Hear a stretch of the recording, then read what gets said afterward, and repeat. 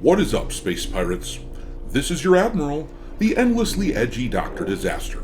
And hey, quick question for everybody out there. I'm sure most of you will get the answer, but what do you think happens when a company puts all of their eggs into one basket, making a product that their customers have been telling them for years that they don't want? What is this? What is this? Where's all the money? Case in point, we have Warner Brothers Games, which churned out Suicide Squad Kill the Justice League last year, live service slop, which used Sweet Baby Inc. as a consultant in order to inject the game with identity politics nonsense. This was a game which anyone with even a cursory understanding of gamers and what they like could have told you was doomed to fail. There was nothing even remotely appealing about Suicide Squad. Get that nasty shit out of my face! And now, with that in mind, let me ask you another question, which I'm certain that you guys will know the answer to. But what do you think happens when that company stops making products and gets rid of the parts of the company which customers still get excited about? I declare bankruptcy! Yeah, it sounds like the sort of decision-making that only an absolute brainlet would make, and yet here we are. That is precisely what Warner is up to. They put all of their eggs in the Suicide Squad basket, and there is absolutely nothing coming out from their studios, in no small part due to the fact that they just nuked about a quarter of their studios since they lost so much money last year from Suicide Squad. And as a result of all this jackassery, it is now being reported that the revenue of the company for the first quarter of this year went down a staggering 48%. But hey, at least they made decisions to appease the modern audience. Those guys will carry them through these troubled times, I'm sure, right? I'm ruined. I'm still here, guapo. I have nothing left.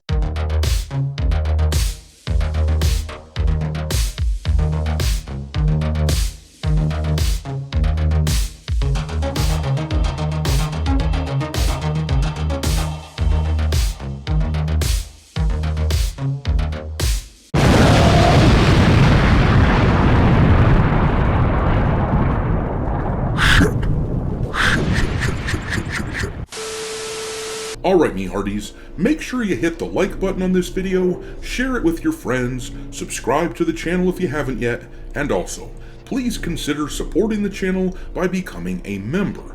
I'm working on a space pirate cartoon that channel members will get access to before everyone else, and right now, channel members already have access to the audiobook version of the first part of my novel, which has been well received thus far. It's called The Darkest Heritage, a dark fantasy story which will be out on Amazon soon. But anyhow, we can't just complain about the things we dislike in our culture, we also have to build culture of our own. So, if you want to support these types of things, consider becoming a member for as little as $5 per month. But let's talk about someone who hasn't deserved our support, Warner Brothers Games, and they haven't gotten much support either. A drop of 48% in revenue is fairly cataclysmic, and it really speaks to how poorly managed the gaming division at Warner has been run. There is nothing that has come out in the past year or so that would generate revenue.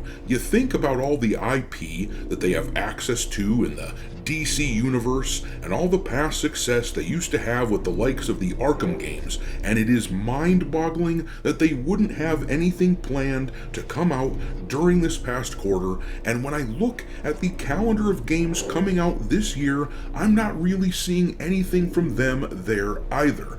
They were really banking on Suicide Squad being a big seller. They expected people to buy into this live service junk and pay them tons of money for their DLC outfits and shit like that. The worst part is that the wrong people, as usual, got fired for the failure of that game. Rocksteady, the people that made that game, they're still working, they're still doing their thing, but as we discussed earlier this year, Warner closed down Monolith and a few other studios, and Monolith was one of the few studios under the WB umbrella that has actually made anything in the past decade that was actually worth the shit.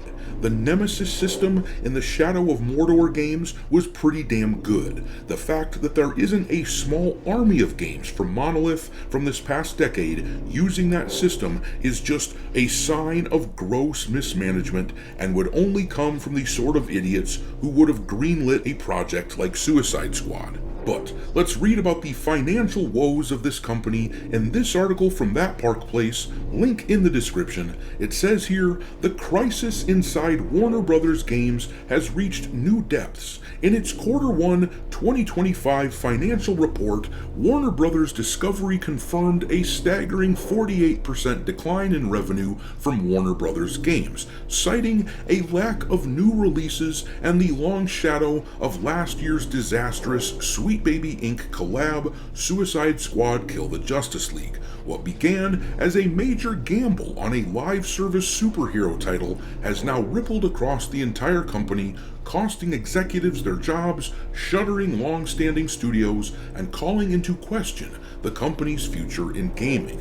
Suicide Squad Kill the Justice League, the failed live service game from Rocksteady Studios, continues to drag Warner Brothers down. The Warner Brothers games and Rocksteady title reportedly lost the company $200 million, and with narrative direction steered heavily by Sweet Baby Inc., it was widely panned by fans and critics alike for its weak gameplay, divisive storytelling, and baffling treatment of iconic DC heroes. The company reported no major game releases in Q1 of 2025, which further amplified the damage. With no new content to offset the previous year's losses, Warner Brothers' game division was left floundering, while titles like Hogwarts Legacy and Mortal Kombat 1 continue to generate some revenue. They weren't enough to sustain the division's financial needs. And I'll say this, they are damn lucky. Warner Brothers is very lucky that they have the Harry Potter universe and that they had Hogwarts Legacy sales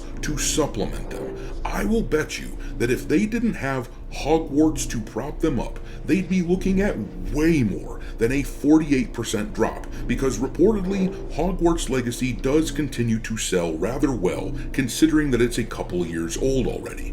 I wouldn't be surprised if they would have dropped somewhere closer to 75% without Hogwarts there to save them. It's curious to me, though, that they didn't close Rocksteady, that Warner Brothers didn't close Rocksteady in response to this past year's failure with Suicide Squad Kill the Justice League.